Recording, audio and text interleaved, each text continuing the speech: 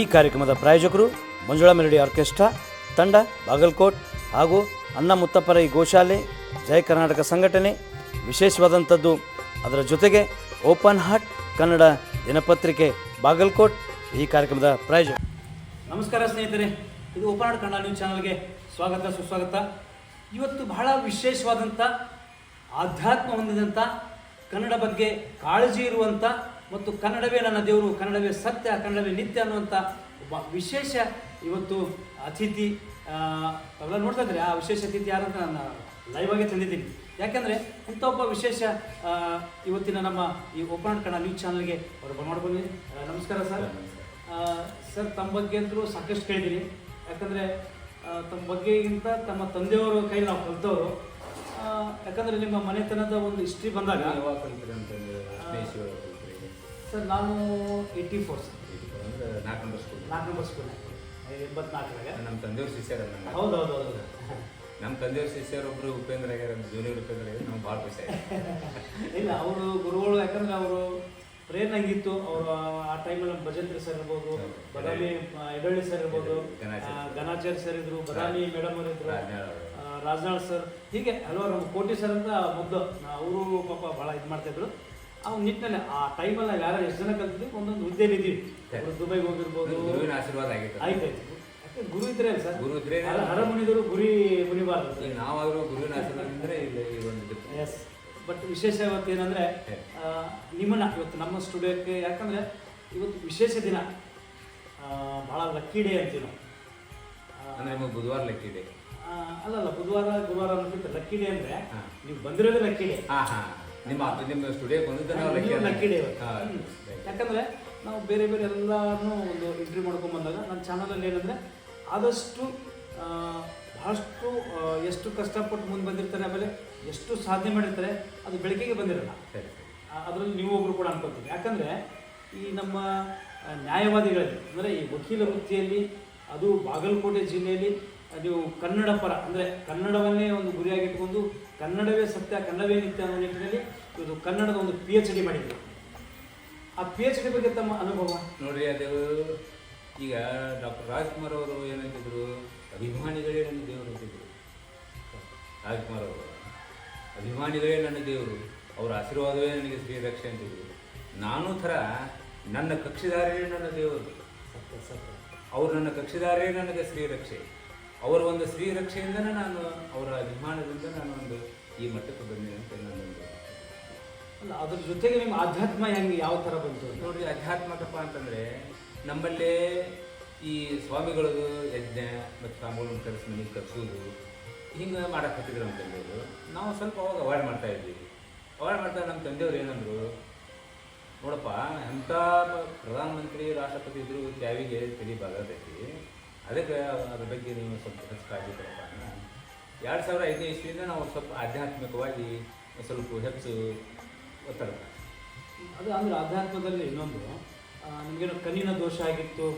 ಕಣ್ಣಿನ ದೋಷನೂ ಆಗಿತ್ತು. ಮತ್ತು ಸ್ವಾಮಿಗಳ ಆಗಮನದಿಂದ ಆಧ್ಯಾತ್ಮಿಕವಾಗಿ ಸ್ವಾಮಿಗಳೇನು ಮನೆಗೆ ಏನು ಬರ್ತಿರಲಿಲ್ಲ, ಅವರಿಂದ ಆಶೀರ್ವಾದನೂ ಆಯಿತು.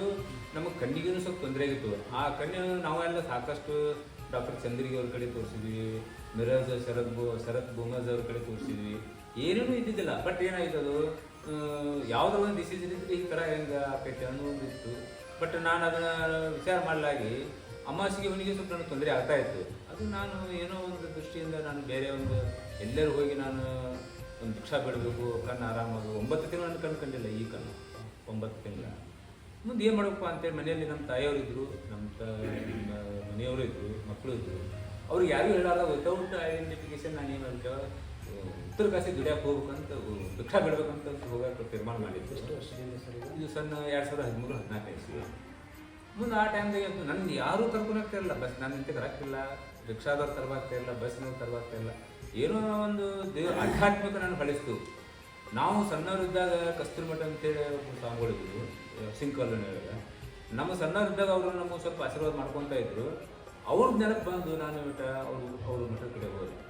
ಅವ್ರ ಮಠದ ಕಡೆ ಹೋದಾಗ ಅವರು ನನಗೆ ಹೇಳಿದ್ರು, ಇಲ್ಲ ಹೀಗಾಗ್ಯದ. ಅವಾಗ ನಾವು ಆಧ್ಯಾತ್ಮಿಕ ಬಗ್ಗೆ ನಾವು ಹೆಚ್ಚನ್ನು ಅಳವಡಿಸ್ಕೊಂಡು ಮತ್ತೆ ಸರ್, ಈಗ ಈ ಟೆಕ್ನಾಲಜಿ ಭಾಳ ಫಾಸ್ಟ್ ಇದೆ. ಈ ಟೆಕ್ನಾಲಜಿ ಒಳಗೆ ಆಧ್ಯಾತ್ಮಿಕ ಕಡೆ ಒಳ್ಳೆದೇ ಒಂದು ದೊಡ್ಡ ನೋಡಿ ಟೆಕ್ನಾಲಜಿ ಈಗ ಆಧ್ಯಾತ್ಮಿಕ ಯಾವಾಗಲಿಂದ ಬಂದದ. ಟೆಕ್ನಾಲಜಿ ಈಗೇನಪ್ಪ ಆಗ್ತಿದೆ, ಇತ್ತೀಚಿನ ಜನ ನೋಡ್ರಿ ಈಗ ರೊಟ್ಟಿ ತಿಂದ್ರೆ ಇಡ್ಲಿ ವಡ ತಿನ್ನಕ್ ಕೊಡೋರು. ಅದೇ ನಾ ಏನು ಹೇಳ್ತೀನಿ, ಇವಾಗ ರೊಟ್ಟಿ ತಿನ್ನಪ್ಪ, ಮೊಸರು ತಿನ್ನು, ಪಲ್ಯ ಹಾಕೊಂಡು ತಿನ್ನಲ್ಲ, ಇಡ್ಲಿ ವಡ ತಿಂತಾರ, ದೋಸೆ ಕೇಳ್ತಾರ, ಎಲ್ಕಂದ್ ಚೌಚೌಬಾತ ಕೇಳ್ತಾರ. ಬಟ್ ಈ ಆಧ್ಯಾತ್ಮಿಕ ಅನ್ನೋದು ಇವಾಗ ಅಲ್ಲದು, ಯಾವಾಗ ನಮ್ಮ ಈ ಜನ ಪುರಾತನದಿಂದಾದವರು ಸಹಿತ ಸ್ವಾಮಿ ವಿವೇಕಾನಂದವರು, ಬಸವೇಶ್ವರವರು, ಆನಂತರ ನಮ್ಮ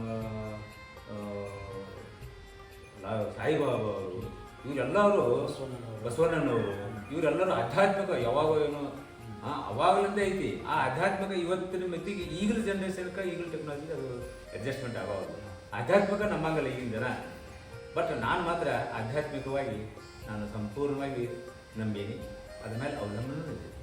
ಈಗ ಸರ್ ಮತ್ತೊಂದು, ಈಗ ನಿಮ್ಮ ತಂದೆ ಟೀಚರ್, ಒಂದು ಸ್ಕೂಲ್ ಮೇಸ್ಟ್ರು, ನೀವು ಒಂದು ಸ್ಕೂಲ್ ಮೇಸ್ಟ್ರ್ ಆಗ್ಬೋದಾಗಿತ್ತು ಅಥವಾ ಬೇರೆ ಏನೋ ಆಯ್ಕೆ ಮಾಡ್ಕೋಬೋದಾಗಿತ್ತು. ಒಳ್ಳೆ ಪ್ರಶ್ನೆ.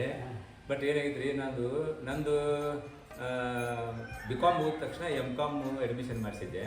ನಾನೊಬ್ಬ ಲೆಕ್ಚರರ್ ಆಗಬೇಕು, ನಮ್ಮಪ್ಪ ಮಾಸ್ತರ್ ಆಗ್ಯಾನ, ಅವನಕಿಂತ ಹೆಚ್ಚಾಗಬೇಕು, ಏನು ಒಬ್ಬ ಲೆಕ್ಚರರ್ ಆಗಬೇಕು, ಕಾಲೇಜ್ ಲೆಕ್ಚರರ್ ಆಗಬೇಕು. ಈ ಕರ್ನಾಟಕದಲ್ಲಿ ಒಂದು ಒಳ್ಳೆಯ ಕಾಲೇಜನ್ನು ನಾವು ಪ್ರತಿಷ್ಠಿತ ಒಂದು ಎಲ್ಲರೂ ನೋಡ್ತಕ್ಕಂಥ ಒಂದು ಮಾಡ್ಬೇಕಂತ ಇತ್ತು. ಬಟ್ ನಮ್ಮ ತಂದೆಯವರು ಏನು ಮಾಡಿದ್ರು, LLB ಕಲಿ ಅಂದರು. ನಮ್ಮ ತಂದೆಯವರು LLB ಕಲಿಬೇಕಾದ ಕಾರಣ ಏನಪ್ಪ ಅಂತಂದರೆ, ನಮ್ಮ ತಂದೆಯವರು 4 ನಂಬರ್ ಸ್ಕೂಲ್ನಲ್ಲಿ ನೌಕರಿ ಮಾಡೋ ಹೊತ್ನಾಗ ಅವರು ಮಧ್ಯಾಹ್ನ ಸೆಷನ್ಗೆ ಬರ್ತಾಯಿದ್ರು, 12 ರಿಂದ 5 ಸೆಷನ್ಗೆ ಬರ್ತಾಯಿದ್ರು. ಮುಂಜಾನೆ ಸೆಷನ್ ಬೇರೆ ಶಿಕ್ಷಕರು ಇರ್ತಿದ್ರು. ನಾನು ಅವಾಗ 10th ಓದ್ತಾ ಇದ್ದೆ, ಬಸವೇಶ್ವರ ಸ್ಕೂಲ್ದಲ್ಲಿ 10th ಓದ್ತಾ ಇದ್ದೆ, 82, 83ದಲ್ಲಿ. ಅವಾಗ ನಮ್ಮಲ್ಲಿ ಬಾಗಲಕೋಟೆ ಬೀಳಿಗಿ ತಾಲೂಕು ಇದ್ರೂ ಸಹಿತ ಬೀಳಿಗಿಗೆ ಕೋರ್ಟ್ ಇದ್ದಿದ್ದಿಲ್ಲ. ಬೀಳಿಗಿ ಕೋರ್ಟು ಮತ್ತು ಬಾಗಲಕೋಟೆ ತಾಲೂಕು ಕೋರ್ಟು ಎರಡಕ್ಕೂ ಕೂಡಿ ಬಾಗಲಕೋಟೆ. ತಮ್ಮೂರು ನಂದೂರು ಬದಾಮಿ ತಾಲೂಕು ಹಂಗರಿಗೆ, ಇವಾಗ ಗುಳೋಡು ತಾಲೂಕು ಹಂಗರಿಗೆ, ಮೊದಲು ಬದಾಮಿ ತಾಲೂಕು ಹಂಗರಿಗೆ. ನಿಮ್ದೆಲ್ಲ ಎಜುಕೇಷನ್ 1 ರಿಂದ 7 ಗೋಕಾಕ್ ತಾಲೂಕು ನಾವು, ಬಿಟ್ಟರೆ ಎಜುಕೇಷನ್ ಎಲ್ಲ ಇಲ್ಲೇ ಬಾಗಲಕೋಟೆಯಲ್ಲೇ. ಆ ಟೈಮ್ದಾಗ ಏನಾಯ್ತು, ನಾನು ಮ್ಯಾಟ್ರಿಕ್ ಓದ್ತಾ ಇದ್ದೆ. AB ಒಡೆಯರ್ ಅಂತೇಳಿ ಒಬ್ಬರು ನ್ಯಾಯಾಧೀಶರು ನಮ್ಮಲ್ಲಿ ಈ ತಾಲೂಕು ಕೋರ್ಟ್ ಇದ್ರು. ಅವರು ಇಲ್ಲಿ ಫಸ್ಟ್ ವರ್ಗಾವಣೆ ಆಗಿ ಬಂದ ತಕ್ಷಣ ಅವ್ರ ಮಗನ 7ನೇ ಅಡ್ಮಿಷನ್ ಮಾಡಿಸ್ಬೇಕಾಗಿತ್ತು. ಅಡ್ಮಿಷನ್ ಮಾಡಿಸ್ಬೇಕಾಯ್ತು. 4 ನಂಬರ್ ಸ್ಕೂಲ್ ಅಂದ್ರೆ ಏನಪ್ಪ, ಅದು ಮಾದರಿಯ ಶಾಸಕರ ಮಾದರಿಯ ಶಾಲೆ. ಅಲ್ಲಿ ಅಡ್ಮಿಷನ್ ಸಿಗೋದೇ ಕಷ್ಟ, ಒಂದು ಪ್ರತಿಷ್ಠಿತ ಒಂದು ಶಾಲೆ. ನೀವು ಅಲ್ಲೇ ಕಲ್ತಿದ್ರಿ, ನಿಮಗೂ ಗೊತ್ತೈತಿ. ಕಟ್ಟುನಿಟ್ಟಾದಂಥದ್ದು ಆ ಶಾಲೆ ಬಗ್ಗೆ ನಿನಗೇನು ಹೇಳ್ಬೇಕಾದ ನಾನೇನಿಲ್ಲ. ನಾನು one of the student of state school. ಮುಂದೆ ಏನಾಗ್ತದೆ, ಅವ್ರಿಗೆ ಅಡ್ಮಿಷನ್ ಸಿಗಲಾದಕ್ಕೆ ಅವಾಗಿನ ಹೆಡ್ ಮಾಸ್ಟರ್ ಹೋಗಿಲ್ಲ, ಅಡ್ಮಿಷನ್ ಫುಲ್ ಆಗ್ಯಾವ್ರಿ ಅಂತೇಳಿ ಅವರು ಬರ್ತಾ ಇದ್ರು ಹೆಡ್ ಮಾಸ್ಟರ್ ಸ್ಕೂಲ್ನಿಂದ. ನಮ್ಮ ತಂದೆಯವರು ಸ್ಕೂಲ್ಗೆ ಹೋಗೋರು ಮಧ್ಯಾಹ್ನ ಸೆಷನ್ಸ್ಗೆ. ಎದುರಿಗೆ ಒಂದು ಕಸ್ತೂರಿ ಮಠ ಇತ್ತು. ಅಲ್ಲಿ ಹೋಗುತ್ತಾ ಇವರು ನಮ್ಮ ತಂದೆಯವರು ಮತ್ತು ಅವ್ರ ಮ್ಯಾಜಿಸ್ಟ್ರೇಟ್ರು, ಈ ಮ್ಯಾಜಿಸ್ಟ್ರೇಟ್ ಏನಂದ ಅವ್ರ ಮಗುಗೆ ಬೇಯಕ್ಕೆ ಹಾಕಿದ್ದ, ಏನಪ್ಪ ನಿಮ್ಮದು ಹೆಣ ಬರೋ ಸುಮಾರು ಐತಿ, ಸ್ಕೂಲು ಅಡ್ಮಿಷನ್ ಆಗಲ್ಲ ಅಂತೇಳಿ. ಆ ಶಬ್ದ ನಮ್ಮ ತಂದೆಯವ್ರು ಕೇಳ್ಕೊಂಡ್ರು. ನಮ್ಮ ತಂದೆಯವ್ರು ಕೇಳ್ಕೊಂಡು, ಏನು ರೀ, ಯಾರೇನು, ಏನು, ಯಾಕೆ, ಏನಾಗಬೇಕಾಯ್ತು, ಯಾಕೆ ಬೇಜಾರು ಮಾಡ್ಕೊತೀರಿ ಅಂತ ನಮ್ಮ ತಂದೆಯವರು ಸಾಹೇಬರು ಕೇಳಿದರು. ಇಲ್ಲಿ ನಾನು ಹಿಂಗೆ ಮ್ಯಾಜಿಸ್ಟ್ರೇಟು ಹೊಸ್ತಾ ಬಂದಿದ್ದೇನೆ, ಅದಕ್ಕೆ ಇಲ್ಲ, ಮತ್ತು ಹಿಂಗೆ ನಮ್ಗೆ ಅಡ್ಮಿಷನ್ ಸಿಗಲಿಲ್ಲ, ಅದಕ್ಕೆ ತೊಂದರೆ ಮನಸ್ಸಿಗೆ ನೋವಾಗಿದೆ. ನಮ್ಮ ನೋಡು ಬರ್ರಿ ಸರ, ನಾವು ಇನ್ನೊಂದು ಪ್ರಯತ್ನ ಮಾಡ್ಕೊಂಡು ಬರ್ರಿ ಸರ್, ಯಾರು ಏನು ಎಲ್ಲ ಕೇಳ ಆಯ್ತು ಅಂತೇಳಿ ಬಂದು ನಮ್ಮ ತಂದೆಯವರು ಹೆಡ್ ಮಾಸ್ಟರ್ ಒಂದು ರಿಕ್ವೆಸ್ಟ್ ಮಾಡ್ಕೊಂಡು, ಸಾಹೇಬ್ರದಾರ ಅವರು ನಿಮ್ಮ ಮುಂದೆ ಹೇಳಿರ್ತಿಲ್ಲ, ಒಂದು ಮಗನ ತೊಗೊಂಡ್ರಿ, ನನ್ನ ಕ್ಲಾಸಿಗೆ ಹಾಕಿರ್ಬೇಕಲ್ಲ ಅಂತ. ಆಯ್ತು ಅಂತೇಳಿ ಅಡ್ಮಿಷನ್ ಆಯಿತು. ಅಡ್ಮಿಷನ್ ಆಗ ಅವಾಗ ಏನಾಯ್ತು, ಸ್ಕೂಲಿಗೆ ಮತ್ತು ಪೇರೆಂಟ್ಸ್ ಹೋಗೋದು ಮಾಡೋದ್ರ ತಕ್ಷಣ ಅವಾಗ ಏನು, ನಿಮ್ಮ ಮಕ್ಕಳು ಏನು ಮಾಡ್ತಾರೆ ಇಲ್ಲ, ನಾನು ಅಷ್ಟೇ SSLC ಪಾಸ್ ಆಗಿ PUC ಕಾಮರ್ಸ್ ಹೋಗಿದ್ದೆ. ಅವಾಗ ಇಲ್ಲಿ ಒಬ್ಬ PUC ಫಸ್ಟ್ ಇಯರ್ ಓದಾಕತ್ತಾನ ಕಾಮರ್ಸ್. ಮಾಸ್ಟ್ರೇ ಅವ್ರನ್ನ ನಾನು BCom ಮಾಡಿಸಿ LLB ಮಾಡಿಸಿದೆ ಅಂತ. ಈ ಉದ್ದೇಶಕ್ಕಾಗಿ ನಾವು ಅವ್ರ ಮಾಸ್ತರು ನಮ್ಮ ಅಪ್ಪರು ಮತ್ತು ಸಾಹೇಬ್ರೇನು ಕೇಳ್ಕೊಂಡಿಲ್ಲ. ಈ ಒಂದು ವಿಷಯಕ್ಕೆ ನಾವು LLB ಬರಬೇಕಾಗ್ತದೆ. ಬಟ್ LLB ಬಂದರೂ ಸಹಿತ ನಾನು MCom ಮುಗಿಸೋದು ಲೆಕ್ಚರರ್ ಆಗ್ಬೇಕಂತಿತ್ತು. ನಮ್ಮ ತಂದೆಯವ್ರು ಏನು ಮಾಡಿದರು, ಇಲ್ಲ ನೀವು LLB ಕಲಿಬೇಕಪ್ಪ ಅಂತಂದರು.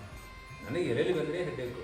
ಯಾಕಂದರೆ ನಮ್ಮಲ್ಲಿ ಒಬ್ಬರು ಕಲ್ತಿದ್ದಾರೆ, ಅವರು 200 ವಿಷಯಗಳನ್ನ ಪಾಸ್ ಆಗಿಲ್ಲ.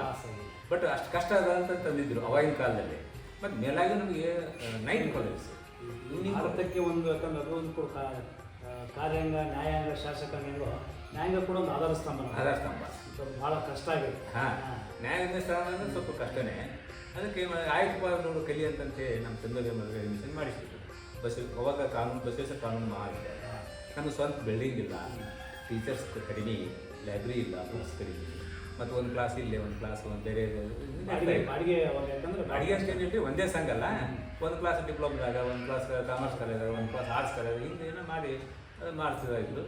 ಆ ಪ್ರಕಾರ ನಾವು 1ನೇ ವರ್ಷ ಮುಗಿಸಿದೆ ಎಲ್ಲೆಲ್ಲಿದೆ. 1ನೇ ವರ್ಷ ಮುಗಿಸೋಣ ಅದೇನಾಗ್ಬಿಡ್ತು 6 ವಿಷಯ ಫೇಲ್ ಆಶ್ಚರ್ಯ ಆಗಿರಬೇಕು ಆಗ. ಅವಾಗ ನಮ್ಮ ತಂದೆಯವ್ರಿಗೆ ಏನಪ್ಪ ರಿಸಲ್ಟ್ ಅಂದರು. ನಮ್ಮ ತಂದೆಯವ್ರು ಸುಳ್ಳು ಹೇಳಿದ್ರು ನಿಮ್ಮದು ಗುರುಗಳಿಗೆ. ಇಲ್ಲ 6 ವಿಷಯದಾಗ 5 ವಿಷಯ ಪಾಸ್ ಆಗಿದೆ, 1 ವಿಷಯ ಫೇಲ್ ಆಗಿದೆ ಪಾಸ್ ಅಂತಂದೆ. ಅವ ನಮ್ಮಪ್ಪ ಭಾಳ ಖುಷಿ ಆಗಿಬಿಟ್ಟ. ನನ್ನ ಮಗ 6 ವಿಷಯ ಪಾಸ್ ಆಗಿದೆ, 5 ವಿಷಯ ಪಾಸ್ ಆಗಿದೆ ಖುಷಿಯಾಗಿ ಎಲ್ಲರೂ ಒಂದು ಹೇಳ್ತಾರೆ. ಅದು ನನಗೆ ಖುಷಿ ಅನಿಸ್ತಿದೆ. ತಂದೆ ಮುಂದೆ ಸುಳ್ಳು ಹೆಂಗಲ್ಲಪ್ಪ ಅಂತ ಕೇಟ. ಮುಂದೆ ನಾವು ಎಲ್ಲೆಲ್ಲಿ ಸೆಕೆಂಡ್ ಇಯರ್ಗೆ ಹೋದ್ವಿ, ಅಕ್ಟೋಬರ್ ಚಾನ್ಸ್ ಕಟ್ಟೆ 5 ವಿಷಯ ಪಾಸ್ ಆಗಿತ್ತು. ನಮ್ಮ ತಂದೆಯವ್ರಿಗೆ ಏನಿದೆ ಆ ಕ್ಲಿಯರ್ ಆಗುತ್ತೆ.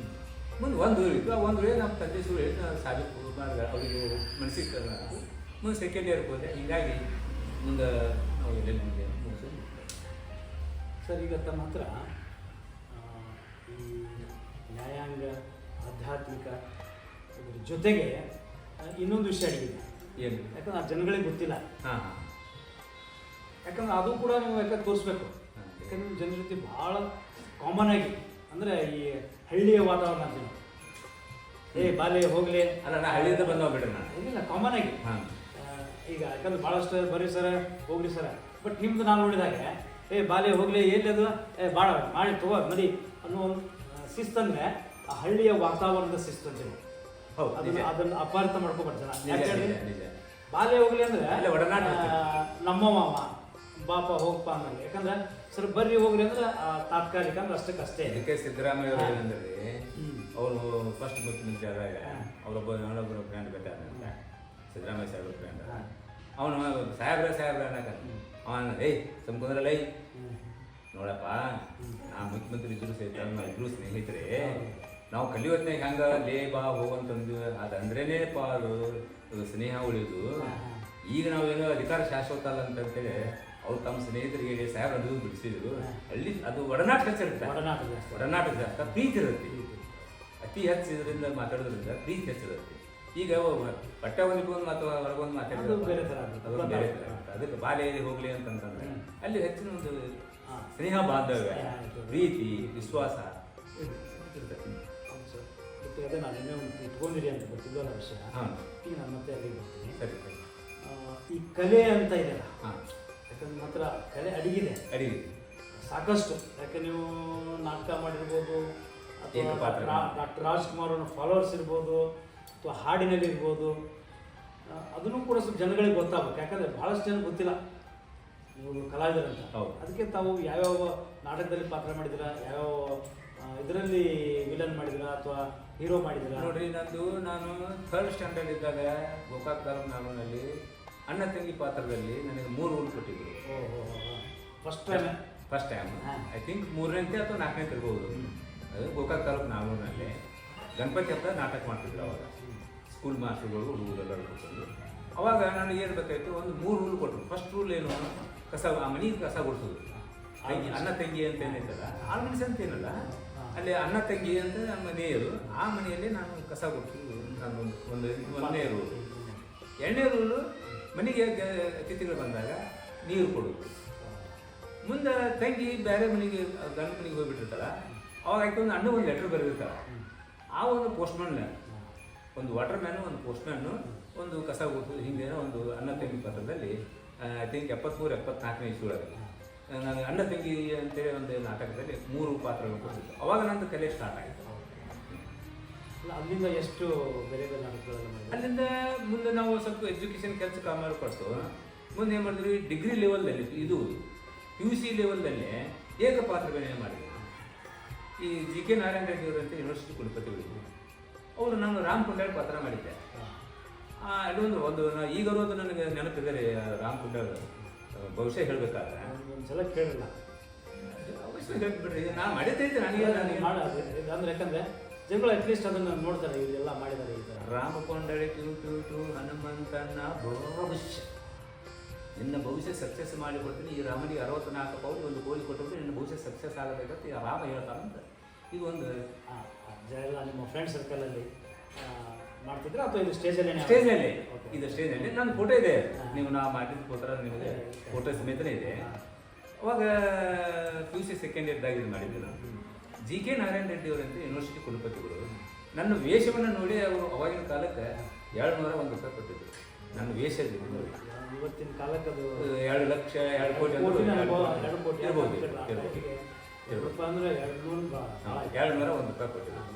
ಏನು ಅವು ತಂಬೂರಿ, ಶಾಲು, ಇನ್ನೊಂದು ಬೋಗಾಣಿ, ನಮ್ಮ ಡ್ರೆಸ್ ಇಲ್ಲೆಲ್ಲ ಇವು ಕಿವಿನು ಇವಾಗ ನನಗೆ ರಿಂಗ್ ಹಾಕೊಂಡು ಬರ್ತಾವೆ, ವಸ್ತ್ರ ಬಣ್ಣ ಟೋಟಲ್ ಎಸ್ ಅದನ್ನು ನೋಡಿ ಅವರು ಒಪ್ಕೊಂಡಿದ್ರು.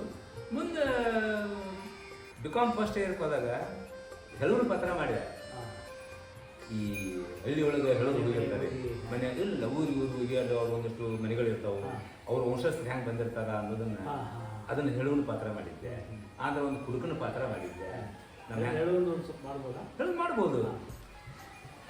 ಯಪ್ಪ ನಿಮ್ಮ ಮನೆ ಬಂದಿವಪ್ಪ, ನಾವು ನಿಮ್ಮ ಮನೆ ಮಗಳು, ನೀವು ಏನಾದ್ರು ಕೊಡ್ಬೇಕಪ್ಪ, ನಾವು ಹೊಗಳು ಹೋಗ್ತೀನಿ ಈ ಅಂತ ಮಾಲಕ. ಈಗ ಮೊನ್ನೆ ಬಂದು ಬಿಡುವಪ್ಪ ಮೆತ್ತಕ, ಇಲ್ಲಪ್ಪ ನಾನು ನಿನ್ನ ಮನೆ ಮಗಳು ಅಂತ, ಆಯ್ತಪ್ಪ ಹೊಗಳು ಕೊಡ್ತೀನಿ. ಕಲ್ಲಪ್ಪನಿಂದ ಮಲ್ಲಪ್ಪ, ಮಲ್ಲಪ್ಪನಿಂದ ಬಸಪ್ಪ, ಬಸಪ್ಪನಿಂದ ರವೀಂದ್ರ, ರವೀಂದ್ರನಿಂದ ಮಲ್ಲಪ್ಪ, ಮಲ್ಲಪ್ಪನಿಂದ ಸಣ್ಣ ಮಲ್ಲಪ್ಪ, ಸಣ್ಣ ಮಲ್ಲಪ್ಪನಿಂದ ಹನುಮಪ್ಪ, ನಿಮ್ಮ ಮೂಳೂರು, ಇದು ವಂಶ ಪಾರಂಪರಿಕ ಎಲ್ಲ ಟೋಟಲ್ ಹೇಳ್ಕೊಂಬಂದು ಹಿಂಗೆ ಹೇಳಿದ್ಮೇಲೆ ಅವರು ಏನು ಕೊಟ್ಟದ್ದನ್ನು ದಾಂಡಿಗೆ ತಗೊಂಡು ಅವರು ವಂಶದಗ್ಗಿ ಹೊರಟು. ಆ ನಂತರ BCom 2ಕ್ಕೆ ಪವಾರ್ ಅಂತೇಳಿ ಮಮದಾಪುರ್ ಅಂತೇಳಿ ನಮ್ಮ MLA ಸಾಹೇಬಿದ್ರು, ಅವರು ಗೆಸ್ಟ್ ಮಾಡಿದ್ರು. ಪವಾರ್ ಅಂತೇಳಿ ಚೀಫ್ ಗೆಸ್ಟು ನಮ್ಮ ಕಾಲೇಜ್ ಸ್ಟೂಡೆಂಟು. ಅವಾಗ ಇದು ಇಲ್ಲ ಹುಡುಗನ ಪಾತ್ರ BCom 2 1ಕ್ಕೆ ಮಾಡಿದ್ದೇನೆ ರೀ. ಈ ಬಬ್ರುವಾನ್ ಪಿಕ್ಚರ್ದಲ್ಲಿ ರಾಜ್ಕುಮಾರ್ ಅವರು ತಂದೆ ಮತ್ತು ಅರ್ಜುನ ಮತ್ತು ಬಬ್ರುವಾನ್ ಒಂದು ದ್ವಿಪಾತ್ರವನ್ನು ಮಗ ಮತ್ತು ತಂದೆ ಪಾತ್ರ ಮಾಡಿದ್ರು. ಅಲ್ಲಿ ಆ ಸಂದರ್ಭದಲ್ಲಿ ಅವ ಬಬ್ರುವಾನ ಅರ್ಜುನ ಬೇಕು, ಅವ ನಿಜವಾದವ್ರ ಅಪ್ಪ ಯಾರು ಅನ್ನೋದು ಅವ್ರ ಅವನಿಂದ ಚಿತ್ರಾಂಗದೆಯಿಂದ ಕೇಳ್ಕೊಂಡು, ಇವನೇ ನಿಮ್ಮಪ್ಪ ಅವ ಕುದುರೆ ಕಟ್ಟಿ ಹಾಕಿರ್ತಾನ, ಅವನೇ ಕುದುರೆ ಬಿಡಿಸ್ಕೊಂಡಿಕ್ಕೆ ಅಂದಾಗ ನಿಮ್ಮ ಅಪ್ಪನ ಕುದುರೆ ಬಿಟ್ಟಪ್ಪ ಯುದ್ಧ ಮಾಡಬೇಡ ಅಂತ ತಾಯಿ ಹೇಳಿದಾಗ ಅಲ್ಲಿ ಇಬ್ಬರು ತಂದೆ ಮಗನ ಸಂವಾದ ಆಗತ್ತ. ಆ ಸಂವಾದ ಮಾಡಿದ್ದೆ ನಾನು ಇನ್ನು BCom 3ಗೆ. ಬಟ್ ಅದು ಫೋಟೋ ಇಲ್ಲ, ಅದು ಎಲ್ಲೇ ಮಿಸ್ ಆಗಿದೆ. ಅದೇ ಫೋಟೋ ನೀನೇನು ವೀರ ಬಬ್ರುವಾಹನ, ಮಣಿಪುರದ ಅರಸು, ತುಂಬಿದ ಸಭೆಯಲ್ಲಿ ನಮ್ಮ ಮುಂದೆ ನೀನು ಏನು ಹೇಳಿದೆ, ನಿನ್ನ ಚಿಕ್ಕಪ್ಪನೇ ಹೊರತು ಎಲ್ಲರಿಗೂ ದೊಡ್ಡಪ್ಪನಲ್ಲಂತೂ ಹೇಳಿದವನು ಈಗ ಶರಣಾಗತಿಯಾಗಲು ಬಂದದ್ದು ನೋಡಿದರೆ ಪಾಪ ಕ್ಷಮಿಸಿದ್ದೇವೆ, ಎದ್ದೇಳ ಮೇಲೆ ಅಂತ ಅರ್ಜುನ್ ಬಾ. ಅವಾಗ ಬಬ್ರು ಅಂತ ಬಬ್ರುವಾನ್ ಏನು ಹೇಳ್ತಾನ, ನಾನು ತಪ್ಪಾಗಿ ಶರಣಾಗಿ ನಿನ್ನನ್ನು ಕ್ಷಮೆ ಕೇಳಲು ಬಂದಿರುವುದಿಲ್ಲ. ನನ್ನ ತಾಯಿಯಿಂದ ನೀನೇ ನನ್ನ ತಂದೆ ಅಂತ ಗೊತ್ತಾದ ತಕ್ಷಣ ನನ್ನ ಶರಣಗಳಿಂದ ನಿಮಗೆ ನಾನು ಅರ್ಪಿಸಿದ್ದೇನೆ. ತಾಯಿ ಯಾರು ನಿನ್ನ ತಾಯಿ? ರಂಬಿಯೋ, ಮೇನಿಕೆಯೋ, ಓರಿಸೆಯೋ, ತಿರೋತ್ತಮೆಯೋ? ಶಾಂತಂ ಪಾಪ ಎಂಥ ಬಾಯಿಂದ ಎಂಥ ಮಾತಾಡ್ತಾ ಇದ್ದೀರಾ? ಪವಿತ್ರವಾದ ನನ್ನ ತಾಯಿಗೆ ರಂಬಿ ಮೇನಿಕೆ ಹೊರಿಸ್ತಾ ಇದ್ದೀರಾ?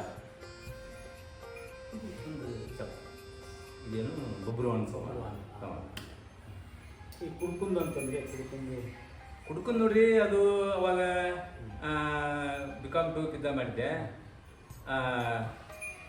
जिस किताब का कवर नहीं, जिस लड़की का कवर नहीं, ದೇವಂದ ಚೆನ್ನಾಗಿದೆ ಸರ್. ಈಗ ಇದ್ರ ಜೊತೆಗೆ ಸಾಮಾಜಿಕವಾಗಿ ಇವತ್ತು ನಾವು ನೋಡಿದಂಗೆ ನಿಮಗೆ ಕಸ್ತೂರಿ ಮಠದ್ದು ಸೇವನೆ ಮಾಡ್ತೀರಾ, ಈ ಕಡೆ ಬೇರೆ ಬೇರೆ ಮರಡಿ ಮಠ, ಮರಡಿ ಮಠ ಎಲ್ಲ ಕಡೆನೂ ಹೋಗ್ತೀರ. ಮತ್ತು ಇಲ್ಲಿ ಮನೆ ಕಟ್ಟಿದ್ದು ಶಿವಕುಮಾರ್ ತಂಬು. ಅಂದರೆ ಎಲ್ಲರ ಮಧ್ಯೆ ಇವತ್ತು ಮತ್ತೊಂದು ವಿಷಯ ನಿಮ್ಮ ಗೌಪ್ಯವಾಗಿದೆ. ಯಾಕೆ ಗೌಪ್ಯ ಆಗಿದೆ? ಯಾಕೆ ಈ ಥರ ನಮ್ಮ ಜನ ಲೋಕಲ್ ಜನ ಯಾಕೆ ಗೌಪ್ಯ ಆಗಿದ್ದಾರೆ? ಯಾಕಂದರೆ ಸಾಕಷ್ಟು ಅದನ್ನು, ಯಾಕಂದರೆ ಒಂದು ಸಣ್ಣ ಪ್ರಶಸ್ತಿ ಬಂದರೂ ಕೂಡ ಜನ ಅದನ್ನೇ ಟೈಟ್ಲ್ ಇಟ್ಕೊಂಡು ಓಡಾಡ್ತಾರೆ. ಬಟ್ ಆ ಟೈಟ್ಲೇ ತೋರಿಸಿಲ್ಲ. ರಾಜ್ಯ ಪ್ರಶಸ್ತಿ ಇವತ್ತು ಸಿಕ್ಕಿರ್ಬೋದು, ರಾಜ್ಯಪಾಲರು ಇರ್ಬೋದು, ಯಡಿಯೂರಪ್ಪರ ಜೊತೆ ಕೂತಿದ್ದಿರ್ಬೋದು. ಯಾಕೆ ಇದನ್ನು ಎಲ್ಲೂ ಹೇಳ್ಕೊಂಡಿಲ್ಲ ನೀವು? ನೋಡಿ, ನಮ್ಮ ದೊಡ್ಡ ಸ್ಥಿತಿ ನಾವು ಹೇಳ್ಕೋಬಾರ್ದು, ಅದು ತಾನಾಗಲೇ ಬರಬೇಕು. ಇಲ್ಲ, ಯಾಕಂದ್ರೆ ನಾನು ಯಾಕೆ ಹೇಳ್ತಾ ಇದ್ದೀನಿ ಅಂದರೆ ನೀವೊಬ್ಬರು ಮಾದರಿ ಮನುಷ್ಯ ಅಂದರೆ ಹೋಗ್ತೀನಿ ರೀ. ಅಟ್ಲೀಸ್ಟ್ ನನಗೆ ಹಿಂಗಾಗ್ಯದ ನೀವು ಹಿಂಗೆ ಮಾಡ್ರಿ ಅಂತ ಹೇಳ್ಕೊಬೋದಾಗಿತ್ತು. ಅದನ್ನ ಹೇಳಿದ್ರಿ, ಹಾಂ ಅದನ್ನ ಹೇಳಿದ್ದೇನೆ. ನಾನು ಹಿಂಗೆ ಆಗ್ಯದಪ್ಪ, ನೀವು ಹಿಂಗೆ ಬರ್ರಿ ಹಿಂಗೆ. ಮತ್ತು ನನ್ನ ಸಂಬಂಧ ನನ್ನ ಒಂದು ಆರೋಗ್ಯದಲ್ಲಿ ನಮ್ಮ ಅಸ್ಟೆಂಟ್ KM ನದಾಫ್ ಅಂತಿದ್ದಾರೆ, ಅವರು ನ್ಯಾಯಾಲಯದಲ್ಲಿ ಕನ್ನಡಕ್ಕೆ ಬಂದರು. ಹಾಂ ಬಟ್ ಡಾಕ್ಟರೇಟ್ ತೊಗೊಂಡಿಲ್ಲ, ಅವರು ನ್ಯಾಯಾಲಯದಲ್ಲಿ ಕನ್ನಡ ತೊಗೊಂಡು ಮಾತಾಡ್ಕೊಂಡು ಮಾಡಿದ್ದಾರೆ. ಹಾಂ ಒಬ್ರು ನಾನು ಹೇಳ್ತೀನಿ, ಅವ್ರು ಪಾಲನೆ ಮಾಡ್ತಾರೆ. ನಾನು ಅವ್ರಿಗೆ ಒಬ್ಬರಿಗಲ್ಲ, ಆಲ್ಮೋಸ್ಟ್ ಅಲ್ಲಿ ನಾನು ಎಲ್ಲರಿಗೂ ಹೇಳ್ತೀನಿ. ಅಡ್ವೊಕೇಟ್ಸಿಗೆ ಹೇಳ್ತೀನಿ, ಡಾಕ್ಟರ್ಸಿಗೆ ಹೇಳ್ತೀನಿ, ಮತ್ತು ಒಕ್ಕಲ್ತನ ಮಾಡುವವರಿಗೂ ಕನ್ನಡದಲ್ಲಿ ಮಾತಾಡಿ, ಕನ್ನಡದಲ್ಲಿ ಹೇಳಿ, ಕನ್ನಡದಲ್ಲಿ ನುಡಿಯಿರಿ, ಕನ್ನಡ ಭಾಷೆಯನ್ನು ಹೆಚ್ಚು ಬಳಸ್ರಿ, ಕನ್ನಡ ಸತ್ಯ, ಕನ್ನಡ ನಿತ್ಯ ಅಂತಲೂ ಹೇಳ್ತೀನಿ. ಬಟ್ ಅದನ್ನು ಅವರು ಫಾಲೋಅಪ್ ಮಾಡಿಲ್ಲ. ಅವರು ನಾವು ನಾನು ಬಂದಿದೆ ಅಂತ ಹೇಳ್ಕೊಂಡು ನಾನು ದೊಡ್ಡ ಸ್ಥಿತಿ ಅಲ್ಲ. ಅಂದರೆ ಈಗ ಹೆಂಗಿರುತ್ತೆ ಅಂದರೆ ಹೇಳೋ ದೊಡ್ಡ ಸ್ಥಿತಿ ಅಂತೂ ಅದು ಬೇಡ.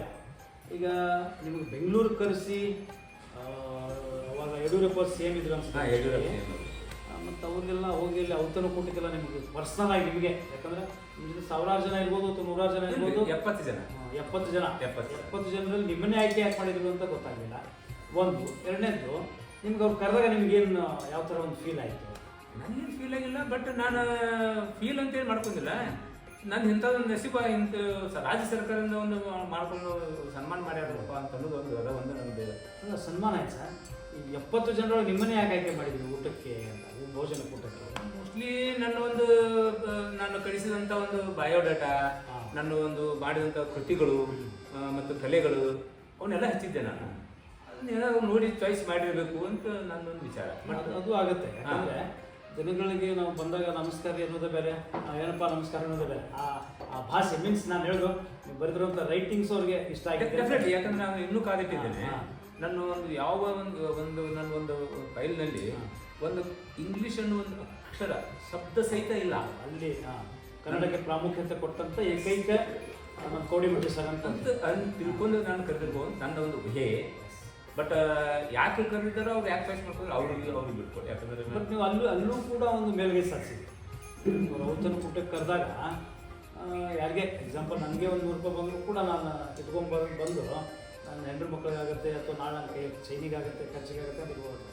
ಬಟ್ ನೀವು ಬಂದಂಥ ದುಡ್ಡನ್ನು ಕೂಡ ರಾಜ್ಯ ಸರ್ಕಾರಕ್ಕೆ ವಾಪಸ್ ಕೊಟ್ಟು ವೃದ್ಧಾಶ್ರಮ ಕೊಡ್ರಿ, ಇದು ಕೊಡ್ರಿ, ಅದು ನಿಮ್ಗೆ ಹೆಂಗೆ ಕೊಡ್ಬೇಕಂತ ಮನಸ್ಸು ಬಂತ ಅಥವಾ ಏನಾದರೂ ನನ್ನಿಂದ ಒಂದು ಮಾದರಿ ಆಗ್ಬೇಕಂತ ಬಂತ? ನೋಡ್ರಿ, ಮಾದರಿ ಅಂತ ಏನಿಲ್ರಿ, ಕೆರೆಗೆ ನೀರು ಕೆರೆಗೆ ಚೆಲ್ಲು ಅಂತ ಇಷ್ಟೇ. ಸನ್ಮಾನ ದೊಡ್ಡದು, ಅದಕ್ಕಿಂತ ಒಂದು ಕೋಟಿ ಕೊಟ್ಟರು ಸಹಿತ ಸಿಗೋದಿಲ್ಲ. ಬಟ್ ಕೆರೆಗೆ ಅವ್ರು ಕೊಟ್ಟದನ್ನ ಏಸು ಊಟ ಮಾಡ್ಬೋದು, 1 ದಿವಸ ಇರ್ಬೋದು, 2 ದಿವಸ ಇರ್ಬೋದು. ಗೌರವ ಕಾಣಿಕೆ ಕೊಟ್ಟಿರ್ತಾರೆ. ಗೌರವ ಕಾಣಿಕೆ ಕೊಟ್ಟಿರ್ತಾರೆ. ಮೂಮೆಂಟ್ ಇದೆ, ಒಂದು ಗಂಧದ ಕಟ್ಟಿಗೆದು ಒಂದು ಮೂಮೆಂಟ್ ಇದೆ. ಅದರ ಕರ್ನಾಟಕ ನಮ್ಮ ಸರ್ಕಾರ ಇದೆ, ವಿಧಾನಸೌಧ ಇದೆ, ಈಚೆ ಕಡೆ ನ್ಯಾಯಾಂಗ ಇದೆ, ನಮ್ಮ ಹೈಕೋರ್ಟ್ ಇದೆ. ಅದಕ್ಕಿಂತ ಇನ್ನೂ ಏನು ಬೇಕ್ರಿ? ರೊಕ್ಕ ಯಾರೋ ಕಸ್ಕೊಂಡು ಹೋಗ್ಬಿಡ್ತಾರ, ಆ ಕೊಟ್ಟಂಥ ಮೂಮೆಂಟ್ ಕಸ್ಕೊಂಡು ಬರೋಕ್ಕಾಗಲ್ಲ. ಹಿಂಗಾಗಿ ಅದನ್ನ ಕೆರೆಗೆ ನೀರು ಕೆರೆಗೆ ಚೆಲ್ಲಿಸಿ. ಯಾಕಂದ್ರೆ ಅದು ನಿಮಗೆ ದೊಡ್ಡ ಗುಣ. ಯಾಕಂದರೆ ಇಲ್ಲಿ ಇನ್ನೂ ಒಂದು, ಅದು ಇಲ್ಲಿ ಬಂದ ಮೇಲೆ ಅಟ್ಲೀಸ್ಟ್ ನಿಮ್ಮ ಏನೋ ಒಂದು ಒಕ್ಕೂಟ ಇದೆ, ಏನೊಂದು ನಮ್ಮ ವಕೀಲರದ್ದು ಒಂದು ಒಕ್ಕೂಟ ಏನಂತೀವಿ, ಆ ಒಕ್ಕೂಟದಿಂದ ನಿಮಗೆ ಎಲ್ಲರೂ ಸೇರಿ ಒಂದು ದೊಡ್ಡ ಪ್ರಮಾಣದ ಒಂದು ಸನ್ಮಾನ ಮಾಡ್ಬೋದಾಗಿತ್ತು. ಇಲ್ಲ, ಮಾಡಲಿಲ್ರಿ ಅವರು. ಯಾಕೆ ಮಾಡಲಿಲ್ಲೋ ಗೊತ್ತಾಗಲಿಲ್ಲ. ಬಟ್ ಅವಧಿ ಮೀರಿ ಮಾಡಿದ್ರು ಅವರು. ಅವಧಿ ಮೀರಿ ಮಾಡಿದ್ರು. ಮತ್ತು ನಾವು ಮಾಡ್ರಿ ಅಂತ ನಾವು ಹೇಳ್ಕೊಳಕ್ಕಾಗೋದಿಲ್ಲ ಅವ್ರಿಗೆ. ಯಾಕೆ ನಾವು ಮಾಡಿ ಬರ್ತೈತಿ ಅಂತ ಎಲ್ಲರಿಗೂ ಬರ್ತೈತಿ. ಇಡೀ ನಮ್ಮ ಚಲನಿಗೆ ಬರ್ತೈತಿ, TV ಚಲನಿ ಬಿಟ್ಟಾರ, ಎಲ್ಲ ಬಿಟ್ಟಾರ. ರನ್ ಟಿವಿಗೆ ಹೋಗಿದೆ ನನ್ನ ಬಗ್ಗೆ. ಬಟ್ ಅದನ್ನ ನೋಡಿ ಅವ್ರು ಮಾಡಬೇಕಾಗಿತ್ತು. ನಾ ಮಾಡಿ ಅಂತ ನಾನು ತಪ್ಪು, ನೀವು ಹೇಳೋದು ತಪ್ಪು. ಯಾಕಂದರೆ ನಿಮ್ಮ ಜೊತೆ ಇರೋರು ಯಾರಾದರೂ ಅಟ್ಲೀಸ್ಟ್ ಒಂದು ಅದನ್ನ ಮಾತಾಡಿದ್ದಾರೆ. ನಮ್ಮ ಸಹಪಾಠಿಗಳು ಮಾತಾಡಿದ್ದಾರೆ, ನಮ್ಮ ಸಹೋದ್ಯೋಗಿಗಳು ಅದ್ರ ಬಗ್ಗೆ ಮಾತಾಡಿದ್ದಾರೆ. ನೋಡ್ರಿ ಮತ್ತೆ ಗೌರ್ಮೆಂಟ್ ಸರಿ ಮಾಡಿದ್ದಾರೆ ಅಂತಂದೇಳಿ. ಬಟ್ ಮತ್ತು ಒಂದು ಏನೇ ಬುಕ್ಕನ್ನು ಬರೆದೆ, ಅದ್ರ ಬಗ್ಗೆನೂ ಅವರು ವಿಚಾರ ಮಾಡಲಿಲ್ಲ. ಲಾಕ್ಡೌನ್ದಾಗ ಖಾಲಿ ಕುಂತರು ಅಂತೇಳಿ ನಮ್ಮೊಬ್ಬರು ಸಲೀಮ್ ಅಂತ ಒಬ್ಬರು ವಕೀಲರು ಸರ್ಕಾರದಿಂದ ಅವ್ರನ್ನ, ಸರ್ ಏನು ಖಾಲಿ ಕುಂತು ಏನು ಮಾಡ್ತೀರಿ, ಒಂದು ಏನಾದ್ರು ಒಂದು ಕಾಯ್ದೆ ಬುಕ್ಕ ಬರೀರಿ ಅಂತ ಸೂಚನೆ ಕೊಟ್ರ. ನಾವು ಬರ್ತೀವಿ, ಅದು ಒಂದು ಸಕ್ಸಸ್ ಮಾಡ್ತು. ಅದ್ರ ಬಗ್ಗೆ ಅವ್ರು ವಿಚಾರ ಕೊಡಲ್ಲ. ಬಟ್ ನನ್ನ ಎನ್ಯಾಕ್ ಬುಕ್ಕಕ್ಕೆ ನಮ್ಮ ಅವಾಗಿನ ಪ್ರಧಾನ ಜಿಲ್ಲಾ ನ್ಯಾಯಾಧೀಶ ಆದಂಥ ಅನಿಲ್ ಕಟ್ಟಿ ಸಾಹೇಬರು ನನಗೆ ಮುನ್ನುಡಿ ಕೊಟ್ಟರು ನಮ್ಮ ಬುಕ್ಕದ ಇದಕ್ಕೆ. ಆದರೆ ನಮ್ಮ ಬಸವೇಶ್ವರ ಕಾನೂನು ಮಹಾವಿದ್ಯಾಲಯದ ನಿವೃತ್ತ ಪ್ರಿನ್ಸಿಪಾಲ್ ಸುರೋಳ್ ಅವರು ಬೆನ್ನುಡಿ ಕೊಟ್ಟರು. ಅದಕ್ಕೊಬ್ಬರು ಜ್ಞಾನಪ್ಪ ಅಂತೇಳಿ ಹಳ್ಳೂರವರು, ದೇವರವರು, ಸಲವಾದಿ ಅಂತೇಳಿ ಅವರು ಬುಕ್ ಪ್ರಿಂಟಿಂಗ್ ಖರ್ಚು ಕೊಟ್ಟರು. ಅವರು ಮುಂದೆ ಆ ಬುಕ್ಕದ ಪ್ರಿಂಟು ನಾವು ರೊಕ್ಕನ ಫೋನ್ ಅಂತ ಹೇಳ್ಬಿಟ್ಟಿದ್ವಿ. ಅದು ನಮ್ಮ ವಕೀಲಿಗೆ ಎಲ್ಲರಿಗೂ ಕೊಡೋದು. ಅದೇನು ಬಂದದ್ದು ಅರ್ಧ ರೊಕ್ಕ ವೃದ್ಧಾಶ್ರಮ ಕಳಿಸಿದ್ರೆ, ಅರ್ಧ ಅನಾಥ ಕಳಿಸಂತೆ. ಅದು ಒಬ್ಬ ನಮ್ಮ ವಿಶಾಲ ಅನ್ನೋ ಹುಡುಗನ ಕಡೆನೂ ಜಮಾ ಅದಾವು. ಅವು ಎಷ್ಟು ಜಮಾ ಆಗಿಬಿಟ್ಟು ಅದ್ರ ಬಗ್ಗೆ ವಿಚಾರ ಮಾಡ್ಕೊಂಡು ಅವ್ರು ಹೇಳ್ಬಿಟ್ಟಿನಿ, ನನಗಂತೂ ಕೊಡಕ್ಕೆ ಹೋಗ್ಬಿಡ್ರಪ್ಪ, ಅವ್ನು ಜ್ಞಾನಪ್ಪನ ವಾಲ್ಯ ಅಂತ. ಯಾಕಂದ್ರೆ ಅವನೇ ಮಾಡಿದ ಬ್ಯಾಡ ಸರ ನೀವು ಏನು ಮಾಡ್ತೀನಿ ಮಾಡೋದು, ಅದು ಅವ್ರಿಗೆ ಬಿಟ್ಟು ಕೊಟ್ಟರು ಸಿ, ಅದು ಅವ್ರು ತಿಂದವರು ಅಥವಾ ನಾನಂತೂ ಹೇಳಿದ್ದೀನಿ ಅವರಿಗೆ ವೃದ್ಧಾಶ್ರಮ ಕಳಿಸಿ ಹೊತ್ತು ಅನಾಥ ಕಳಿಸಿ ಅಂತೇಳಿ. ಬಟ್ ಇನ್ನೂ ಅಲ್ಲೇ ಜಮಾ ಇದ್ದಾವೆ. ಸರ್, ಈಗ ಇದರ ಜೊತೆಗೆ ಈ ಪ್ರಶಸ್ತಿ ಬಂತು ಎಲ್ಲ ಬಂತು, ಬಟ್ ನಿಮಗೆ ನನಗೆ ಇಷ್ಟೆಲ್ಲ ಪ್ರಶಸ್ತಿ ಬಂದಿದೆ, ನಾನು ಇನ್ನೂ ಏನಾದ್ರು ಮಾಡಬೇಕು, ಇನ್ನೂ ನನ್ನಿಂದ ಪ್ರೇರಣೆ ಪಡಿಬೇಕು ಅಂತ ಏನಾದರೂ ಒಂದು ಐಡಿಯಾಸ್ ಇದೆಯಾ ನಿಮಗೆ? ಅಂಥವ್ರೊಬ್ರು ಯಾರು ನನಗೆ ದೊರೆ ಭಗವಾನ್ ಅನ್ನೋರು ಡೈರೆಕ್ಟರ್ ಸಿಕ್ಕರೆ ನಾನು ಅದನ್ನ ಮಾಡ್ಲಿಕ್ಕೆ ತಯಾರಿದ್ದೀನಿ. ಅಂದರೆ ಯಾಕೆ ನಾನು ಅಂದ್ರೆ ಹೇಳಿದ್ರೆ ದೊರೆ ಭಗವಾನ್ ಅಂತಂದ್ರೆ ದೊರೆ ಭಗವಾನ್ ಬರೋದು ಬೇರೆ ಅಲ್ಲ, ಅಂತ ಒಬ್ಬ ವ್ಯಕ್ತಿ ನನಗೆ ಬರಬೇಕು. ಸರ್ ಹಿಂಗೆ ಮಾಡೋಣ್ರಿ ಹಂಗೆ ಮಾಡೋಣ್ರಿ ಅಂತ ಒಬ್ಬ ವ್ಯಕ್ತಿ ಕಣ್ಣಪ್ಪ. ನೀವು ಬೇಕಾದ್ರೆ ರೆಡಿ ಇದ್ರೆ ನಾನು ಯಾವತ್ತೂ ರೆಡಿ ಇದ್ದೀನಿ. ಇಲ್ಲ ಮಾಡೋಣ ಸರ್, ಯಾಕಂದ್ರೆ ಖಂಡಿತ ನಾ ಇವತ್ತು ಹೇಳ್ಬಿಟ್ಟು ನೀವು ನಾನು ದೊರೆ ಭಗವಾನ್ ಅಂತ ಹೇಳ್ಬಿಡ್ತೀನಿ. ಯಾಕಂದ್ರೆ ರಾಜ್ಕುಮಾರ್ ಅವರು ದೊರೆ ಭಗವಾನ್ ಪಿಕ್ಚರ್ ಭಾಳ ಮಾಡಿದ್ದಾರೆ. ಅಂದ್ರೆ ಹುಣಸೂರು ಕೃಷ್ಣಮೂರ್ತಿ ಅವರು ನಿರ್ಮಾಪಕ ಪೌರಾಣಿಕ ಎಲ್ಲ ಅವರೇ ಮಾಡಿ. ಹುಣಸೂರು ಕೃಷ್ಣಮೂರ್ತಿ ದೊರೆ ಭಗವಾನ ಇವ್ರು ಬಿಟ್ಟರೆ ಅವರು ಚೆನ್ನಾಗಿ ಅವರು ಅದರಿಂದ ಅವರು ಒಂದು ನಾನಾ ಪಾಲ್ಕೆ ಪ್ರಶಸ್ತಿ ಹೋಗ್ಬೇಕಾಗುತ್ತೆ. ನೀವು ನನಗೆ ದೊರೆ ಭಗವಾನ್ ಆದ್ರೆ ಯಾವತ್ತೂ ರೆಡಿ ಇದ್ದೀನಿ. ಮಾಡೋಣ ಸರ್, ಯಾಕಂದ್ರೆ ನಿಮ್ಮಂತವ್ರು ಯಾಕಂದ್ರೆ ಬೇಕು. ನೀವು ಸರಳ ಇದು ಅಲ್ಲ, ಯಾಕಂದ್ರೆ ನಿಮ್ಮ ಒಂದಿಷ್ಟು ನಾನು ಫಿಲ್ಮ್ ನೋಡಿದ್ದೇನೆ, ಮತ್ತೆ ಅಕ್ಯುರೇಟಾಗಿ ಫೈಟ್ ಮಾಡಿದ್ದೀರಿ. ಫಿಲ್ಮ್ನಲ್ಲಿ ಅಕ್ಯುರೇಟ್ ಫೈಟ್ ಮಾಡಲ್ಲ, ಏನೋ ಹಿಂಗೆ ಹೊಡೆದಂಗೆ ಮಾಡಿ ಹಿಂಗೆ ಮಾಡಿ ಬಿದ್ದಂಗೆ ಮಾಡ್ತಿರ್ತಾರೆ. ನೀವು ತೊಗೊಂಡು ಹೊಡೆಸ್ಕೊಂಡಿದ್ದು ಡೈರೆಕ್ಟರ್ ನೀವು ಇದು ಮಾಡಿದ್ದು ಇಲ್ಲೇ ನಮ್ಮ ಮುಸ್ಲಿಂ ಬಿಡಿದಾಗ ಅಂಥವ್ರೊಬ್ರು ನಿಮ್ಗೆ ಡೈರೆಕ್ಟರ್ ನಮಗೆ ಸಿಕ್ಕರಂದ್ರೆ ನಾನು ರಿಯಲ್ ಫ್ಯಾಕ್ಟ್ ಯಾಕೆ ಇದನ್ನ ಫೈಟ್ ಮಾಡೋಕ್ಕೆ ತಯಾರಿದ್ದೀನಿ. ಮಾಡೋಣ ಸರ್, ಯಾಕಂದರೆ ಶೀಘ್ರದಲ್ಲೇ ಒಂದು ಸ್ಕೆಚ್ 29 ಅಂತ ಒಂದು ಸಿನಿಮಾ ಕೂಡ ನಾವು ಈಗ ಬರ್ತಾ ಇದೆ. ಕೆಲವೇ ದಿನಗಳಲ್ಲಿ ಮಾಡೋಣ ಅಂತ ಒಂದು ಪ್ಲ್ಯಾನ್ ಇದೆ. ಒಬ್ಬರು ಪ್ರೊಡ್ಯೂಸರ್ ಇದ್ದರು, ಎಲೆಕ್ಷನಲ್ಲಿ ಸ್ವಲ್ಪ ಅವ್ರನ್ನ ಕಳಿಸ್ಕೊಂಡು. ಆದ್ರೆ ನಾವು ನಿಮ್ಮನ್ನ ಹೋಗೋದಂತ ನಾನೊಂದು ಅಭಿಪ್ರಾಯ. ಹಂಗೇನಿಲ್ಲ ಸರ್, ಯಾಕಂದ್ರೆ ನಿಮ್ಮದು ಒಂದು ವ್ಯಕ್ತಿತ್ವ, ನೀವು ಜಾತ್ಯತೀತ, ಯಾವ ಮನುಷ್ಯ ಈ ಮನುಷ್ಯ ಅನ್ನೋಂಗಿಲ್ಲ. ಒಳ್ಳೆಯ ಕಲಾಕಾರರು, ಆ ಜಾತಿಯವರನ್ನೆಲ್ಲ ಈಗ ಎಲ್ಲೆಲ್ಲಿ ಆಧ್ಯಾತ್ಮಿಕ ಕಲಿತೀರಿ ಹೋಗ್ತೀರಿ ಎಲ್ಲ, ಮತ್ತು ಫ್ರೀಯಾಗಿ ನೀವು ಅಲ್ಲಿ ನಿಮ್ಮ ಇದ್ದಂಥ ಒಂದು ಕಲೆಯನ್ನು 4 ಜನರಿಗೆ ಹಂಚಿ ಬರ್ತೀರಿ. ನಿಮ್ಮನ್ನಷ್ಟು ಕೊಡುವುದಿಲ್ಲ ನಾನು, ಬಟ್ ಒಂದು ಸ್ವಲ್ಪ ನಾವು ನೀವನ್ನ ಅದಕ್ಕೆ ಹೇಳಿದೆ ನಾನು, ನೀವು ನನಗೆ ದೊರೆ ಭಗವಾನ್ ಆಗ್ಬಿಟ್ಟೆ, ನಾನು ಹೀರೋ ಆಗ್ತಾ ಇರೋದು. ಮಾಡೋಣ. ಯಾಕಂದ್ರೆ ನಾನು ನೋಡಿದ್ದೇನೆ ನಿಮ್ಮನ್ನ ಸಾಕಷ್ಟು ಫಂಕ್ಷನ್ಗಳಲ್ಲಿ ನೋಡಿದ್ದೇನೆ, ಕಸ್ತೂರು ಮಠದಲ್ಲಿ ನೋಡಿದ್ದೇನೆ, ಮತ್ತು ಇಲ್ಲಿ ಸಾಂಗಳು ಯಾರು ಇರ್ತಾರೆ, ಮತ್ತು ಮದುವೆ ಮುಂಜುವಿ ಏನೇನು ಯಾವುದೇ ಜಾತಿಯಲ್ಲಿ ನೀವು ಏನು ಮಾಡ್ತಿರ್ತೀರಿ, ಭೇದ ಭಾವ ಎಲ್ಲರನ್ನ ಹಾಕೊಂತ ಕುರುಕುಲ ನಕ್ಕೊಂತನ ಅಗ್ದಿ ಏನೈತಿ ಎಲ್ಲರ ಮನಸ್ಸನ್ನು ಹೂವಿನಂಗೆ ಅರಳುವಂಗೆ ಮಾಡಿ ಅವ್ರು ನಗಿಸಿ, ಅವ್ರು ಊಟ ಮಾಡಿದ್ರೆ ಸಹಿತ ಭಾಳ ಉಣ್ಣೆ ಊಟ ಮಾಡುವಂಗೆ ನಗಿಸಿ ಅಗ್ದಿ ಮತ್ತೆ ಏನೋ ಒಂದು ಪೈಸಾ ತೊಗೊಲಾರ್ದನ ಮತ್ತು ಯಾರಿಗೂ ಮನಸ್ಸು ನೋವು ಮಾಡಲಾರ್ದನ ಬಂದಿರ್ತೀರಿ. ಅಂಥವ್ರೊಬ್ರು ನೀವು ನನಗೆ ನೀವು ನಿರ್ದೇಶನ ಕೊಡ್ತೀನಿ ಅಂದರೆ ನಾ ಯಾವತ್ತೂ ರೆಡಿ. ಯಾಕೆ ನಿಮ್ಮಂಥ ಮನುಷ್ಯನ ನಾ ಕಳ್ಕೊಳಕ್ಕಾಗಲ್ಲ. ಮಾಡೋಣ. ಯಾಕಂದರೆ ಇಲ್ಲಿ ವಿಶೇಷ ಇನ್ನೊಂದು ಹೇಳ್ಬಿಡ್ತೀನಿ ಹೇಳಿ. ಇವತ್ತು ಯಾಕಂದರೆ ನಿಮಗೆ ಮೊನ್ನೆ ಒಂದು ಚುನಾವಣೆ ಆಯಿತು. ಹಾಂ, ಚುನಾವಣೆ ಸಂದರ್ಭದಲ್ಲೂ ಕೂಡ ಸಾಕಷ್ಟು ಜನ ನಿಮಗೆ ತೆರಿಗೆ ಕೊಟ್ಟು ನಿಲ್ರಿ ಅಂತಂದರೂ ಕೂಡ ಯಾಕಪ್ಪ ನಾನು ನಿಲ್ಲಬೇಕು, ಚುನಾವಣೆ ಅಂದರೆ ಯಾಕೆ ಅಲರ್ಜಿ ಮಾಡ್ಕೊಳ್ತೀವಿ? ಚುನಾವಣೆ ಅಂತ ಏನು ಅಲರ್ಜಿ ಅಲ್ರಿ. ನನಗೊಬ್ಬರು ಗುರುಗಳು ಅಂದರೆ ನನ್ನ ಹೆಂಡತಿ ಅಪ್ಪನೇ ನನ್ನ ಗುರು. 1ರಿಂದ 7ನೇ ತನಕ ನನ್ನ ಹೆಂಡತಿ ಅಪ್ಪನೇ ನನ್ನ ಗುರು. ನಾನು ನಾಟಕ ಮಾಡಿದೆ, ಆಗಲೇ ಹೇಳಿದ್ದೆ ನಿಮಗೆ, ಅಣ್ಣ ತಂಗಿ ನಾಟಕ ಮಾಡೋ ಟೈಮ್ದಾಗ ಅವರು ಮಾಲಕರು, ಕಂಪ್ನಿ ಮಾಲಕರು. ನಾನು ರಾತ್ರಿ ಹೊತ್ತು ಮಕ್ಕೊಂಡಿದ್ದೆ. ಮಕ್ಕೊಂಡಾಗ ನೀನು ಪಾತ್ರ ಬಂತ ಹೇಳಿ ಅಂತಂತಂದರು. ನಾನು ನಿಂತ್ಕೊಂಡಾಗ ಹೇಳ್ತಾರೆ, ಅವಾಗ ಮೈಂದ ನೀವು ನಾಟಕ ಮಾಡಕ್ಕೆ ಹೋಗ್ಬೇಡ, ಏನು ಮಾಡಕ್ಕೆ ಹೋಗ್ಬೇಡ, ಯಾವತ್ತಿಗೂ ರಾಜ ಆಗೋಣಕ್ಕೂ ಹೋಗ್ಬೇಡ, ರಾಜ ಅಂತ ತಯಾರು ಮಾಡುವಂಥ ಮನುಷ್ಯ ಆಗು, ನೀನು ಕಿಂಗ್ ಆಗಬೇಡ, ಕಿಂಗ್ ಮೇಕರ್ ಆಗಂತಂತಂದರು. ಅದಕ್ಕೆ ಏನೈತಿಲ್ಲ, ನಾವು ಇಲೆಕ್ಷನ್ ಅಂತೇನಿಲ್ಲ, ಬಟ್ ಹಕ್ಕು. ನಿಮ್ಮ ಅಭಿಮಾನಿಗಳು ಭಾಳ ಜನ ಇದ್ದಲ್ಲ, ಅದಕ್ಕೆ ಇದು ಹೋಗ್ತೀನಿ. ಬಟ್ ನನಗೆ ನಿಂದ್ರಂದ್ರು, ನನಗೆ ಹೆಲ್ಪ್ ಮಾಡ್ತೀನಿ ಅಂದರು. ಬಟ್ ನಮ್ಮ ಗುರುಗಳು ಏನು ಹೇಳಿದರು, ಕಿಂಗ್ ಆಗಬೇಡ, ಕಿಂಗ್ ಮೇಕರ್ ಆಗಂತಂದು. ರಾಜ ಆಗೋದು ದೊಡ್ಡ ಮಾತಲ್ಲ, ರಾಜನ ತಯಾರು ಮಾಡಬೇಕು, ರಾಜ ಹೆಂಗೆ ಯುದ್ಧ ಮಾಡಬೇಕು, ಪ್ರಜೆಗಳನ್ನ ಹೆಂಗೆ ಕಾಯಬೇಕು, ರಾಜ್ಯವನ್ನು ಹೆಂಗೆ ರಕ್ಷಣೆ ಮಾಡಬೇಕು ಅನ್ನೋದನ್ನು ಕಲಿಸ್ಕೊಡು. ಅದು ಕಿಂಗ್ ಮೇಕರ್ ಆಗಂತೇಳಿ ನನ್ನ ಗುರುಗಳು ಹೇಳಿದ ಉದ್ದೇಶಕ್ಕೆ ನಾನು ಚುನಾವಣೆ ಅವಾಯ್ಡ್ ಮಾಡ್ತಾ ಇದ್ದೀನಿ. ಆಮೇಲೆ ಈಗ ಯಾಕಂದ್ರೆ ನಿಮ್ಮದೇ ಆದಂಥ ಒಂದು ತಂಡ ಇದೆ, ವಕೀಲರ ಒಂದು ಇದರಲ್ಲೇ ನಿಮ್ಮದೇ ಆದಂಥ ಒಂದು 4 ಜನ ಒಂದು 12 ಮಂದಿ ಇದ್ದಾರೆ, 12 ಜನ. ನೀವು ಒಟ್ಟು ಒಳ್ಳೆ ಮೆಸೇಜ್ ಕೊಡ್ತಾ ಇದ್ದೀರಿ. ಯಾಕಂದರೆ ಬಂದವರಿಗೆ ನೀವು ದುಡ್ಡೇ ಬೇಕು, ಕೊಟ್ಟರೆ ಮಾಡ್ತೀನಿ, ಇಲ್ಲಿಕಂದ್ರೆ ಇಲ್ಲ ಅನ್ನೋಂಥದ್ದೇನಿಲ್ಲ. ನೀವು ಯಾರು ಬಂದರೂ ದುಡ್ಡಿಲ್ಲ ಅಂದರೂ ಹೆಲ್ಪ್ ಮಾಡ್ತಾ ಇದ್ದೀರಾ, ದುಡ್ಡು ಐತಂದ್ರೂ ಹೆಲ್ಪ್ ಮಾಡ್ತಾ ಇದ್ದೀರಾ. ಆದಷ್ಟು ನಿಮ್ಮ ಕಡೆ ಸಲಹೆ ನಾನು ನಿಮ್ಮ ಕಡೆ ನಿಂತು ನೋಡ್ತಾ ಇರ್ತೀನಿ, ಯಾರ್ಯಾರು ಬಿಹೇವಿಯರ್ ಹೆಂಗಿದೆ ಅಂತ. ಆಲ್ಮೋಸ್ಟ್ ಅದರಲ್ಲಿ ನಿಮ್ಮ ಬಗ್ಗೆ ಯಾಕೆ ಕಾಳಜಿ ವಹಿಸಿದೆ ನಾನು ಅಂತಂದರೆ, ನಿಮ್ಮ ಕೈಯಲ್ಲಿ ತಯಾರಾದಂಥವ್ರು ಅವರು ಒಬ್ಬ ಒಳ್ಳೆಯ ವಾಗ್ಮಿ ಆಗಿದ್ದಾರೆ, ನಿಮ್ಮ ಥರ ಅವರು ಚುರುಕಾಗಿದ್ದಾರೆ. ನಿಮ್ಮ ಜೊತೆ ನಿಮಗೇನೊಂದು ತಂಡ ಇದೆ, ಟೋಟಲ್ ಒಂದು 10-12 ಜನ ಅದಲ್ಲ, ಆ ಆ ತಂಡ ಆ್ಯಕ್ಚುಲಿ ಎಲ್ಲರೂ ನಿಸ್ವಾರ್ಥ ಸೇವೆ ಮಾಡತ್ತಾರೆ ನಾನು ಕಂಡಂಗೆ. ಇದೇ ಸೇವೆ ಮುಂದುವರ್ಸ್ಕೊಂಡು ಹೋದರೆ ಇನ್ನೂ ಹೆಚ್ಚಿನ ರೀತಿ ಸಾರ್ವಜನಿಕರಿಗೊಂದು ಒಳ್ಳೆಯದಾಗುತ್ತೆ ಮತ್ತು ಸಾರ್ವಜನಿಕರ ವಲಯದಲ್ಲಿ ಕೂಡ ನೀವು ಸೇವೆ ಮಾಡಿದಂಗೆ ಆಗುತ್ತೆ. ಯಾಕಂದರೆ ಎಷ್ಟೋ ಜನ ಕೋರ್ಟ್ ಹಾಕಿದ ತಕ್ಷಣ ದುಡ್ಡೇ ಕೇಳ್ತಾರೆ, ದುಡ್ಡೇ ಕೇಳ್ತಾರ ಅನ್ನೋದನ್ನು ನೀವು ಮರೆಸಿದಿರಿ ಅಂತ. ಯಾಕಂದರೆ ಓವರಾಲ್ ನಿಮ್ಮ ಟೀಮು ನಾನು ಚೆಕ್ ಮಾಡಿದಾಗ ನೋಡ್ರಿ, ಅದು ನನ್ನ ಟೀಮ್ ಅಂತ ಅನ್ನಂಗಿಲ್ಲ, ನಮ್ಮ ಎಲ್ಲ ಬೆಳಗದವ್ರು ಅಂತ ಅನ್ನಂಗಿಲ್ಲ. ನಾ ಆಲ್ಮೋಸ್ಟ್ ಆಲ್ ಎಲ್ಲರಿಗೂ ಅಡ್ವೊಕೇಟ್ಸ್ ಹೋಗೀನಿ. ನೋಡ್ರಿ, ಲಕ್ಷ್ಮಿಗೆ ಬೆಲೆ ಕೊಡಬೇಡ, ಸರಸ್ವತಿ ಬೆಲೆ ಕೊಡು. ಸರಸ್ವತಿ ಹಿಂದೆ ಲಕ್ಷ್ಮಿ ಇರ್ತಾಳೆ, ಲಕ್ಷ್ಮಿ ಹಿಂದೆ ಸರಸ್ವತಿ ಇರಲ್ಲ. ನೀವು ಓದ್ರಿ, ಲಕ್ಷ್ಮಿ ಸರಸ್ವತಿ ಅಂದ್ರೆ ಏನು? ವಿದ್ಯೆ. ವಿದ್ಯೆ ಕಲೀರಿ, ಲಕ್ಷ್ಮಿ ತಾನೇ ಬರ್ತಾರೆ, ತಾನೇ ಬರುತ್ತೆ. ಅದಕ್ಕೆ ಆಸೆ ಪಡಬೇಡ್ರಿ. ಮೊದಲು ಬಂದಂಥ ಪಕ್ಷಿಗಾರಿಗೆ ಅವ್ರಿಗೆ ಹೇಳ್ರಿ, ತಿಳಿಸಿ ಹೇಳ್ರಿ. ಅವ್ರ ಮನಸ್ಸಿನ ತೃಪ್ತಿಯಾಗಿ ಅವರೇ ಕೊಟ್ಟು ಹೋಗ್ತಾರೆ, ಕೇಳಬೇಡಿ ನೀವು. ಅದಕ್ಕೆ ಸರಸ್ವತಿ ಹಿಂದೆ ಲಕ್ಷ್ಮಿ ಲಕ್ಷ್ಮಿ ಹಿಂದೆ ಸರಸ್ವತಿ ಇರಲ್ಲ.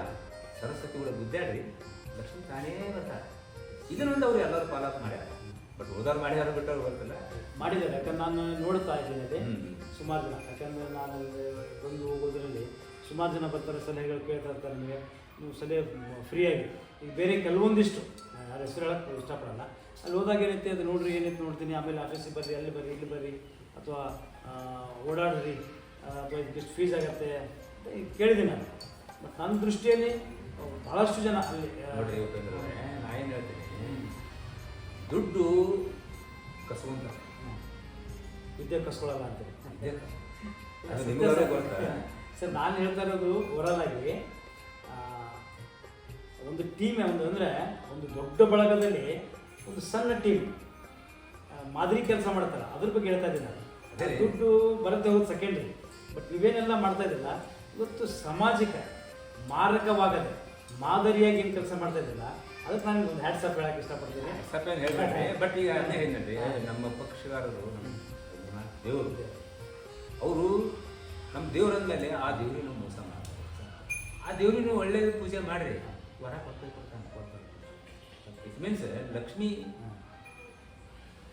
ಹಿಂದೆ ಸರಸ್ವತಿ ಇರಲ್ಲ, ಸರಸ್ವತಿ ಹಿಂದೆ ಲಕ್ಷ್ಮಿ. ಅದಕ್ಕೆ ಅಭಿಮಾನಿ ಅವ್ರು ಬಂದಿರ್ತಾರೆ ಪಕ್ಷಿದಾರರು. ನಾನೊಬ್ಬ ಮನಸ್ಸು ನೊಂದು ಬಂದಿರ್ತಾನೆ, ಒಬ್ಬ ಖುಷಿಯಾಗಿ ಬಂದಿರ್ತಾನೆ, ಒಬ್ಬ ದುಡ್ಡು ಇದ್ದಾಗ ಬಂದಿರ್ತಾನೆ, ಒಬ್ಬ ಬಡವ ಬಂದಿರ್ತಾನೆ. ಎಲ್ಲರೂ ಇಟ್ಕೊಳ್ಳೋದು ಅವನೇ ಅವ್ನ ಮನಸ್ಸಿಗೆ ಅರ್ಥ ಮಾಡ್ಕೊತಾನ. ಈಗ ನೀವೇ ನಮ್ಮ ಈಗಪ್ಪ ನಮ್ಮ ಹೋಗಪ್ಪ ಎಷ್ಟು ಖುಷಿ ಹಾಕಿರಿ ನಾವು.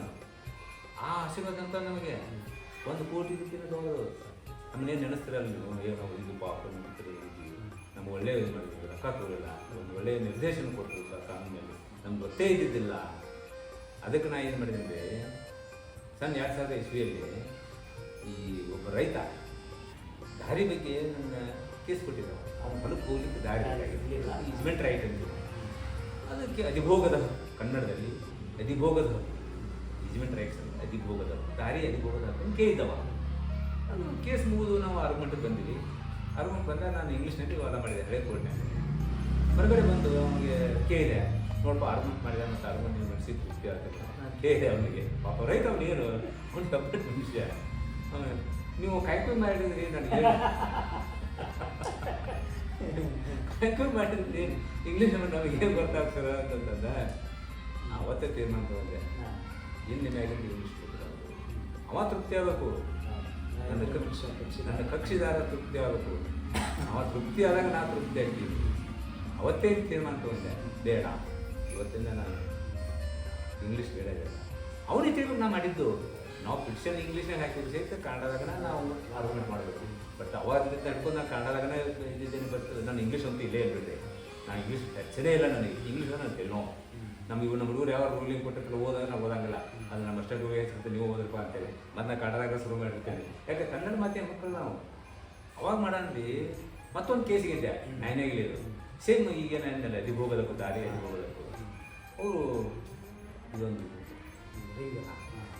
ಅವ್ರ ಇದು ಪಕ್ಷಗಾರ ಆಯ್ತು. ಯಾಕಂದ್ರೆ ನಾನು ಮೊನ್ನೆ ಕಸ್ತೂರಿ ಮಠದಲ್ಲಿ ನೋಡಿದೆ. ಯಾಕಂದರೆ ಅವರು ಕೂಡ ನಿಮ್ಮಲ್ಲಿ ಎಂಥ ಅತಿಯಾದ ಒಂದು ಪ್ರೀತಿ ಅಂದರೆ, ಎಷ್ಟೋ ವರ್ಷದ ಕೇಸ್, ಅದು ಆಗದೆ ಇರುವಂಥ ಕೇಸು, ಅದು ನಿಮ್ಮ ಹತ್ರ ಅದು ಭಾಳ ಸಲೀಸಾಗಿ ಆಚೆ ಬಂತು. ಇಲ್ಲ, ಅದೂ ಸ್ವಲ್ಪ ಕಷ್ಟ ಆಗಿದೆ.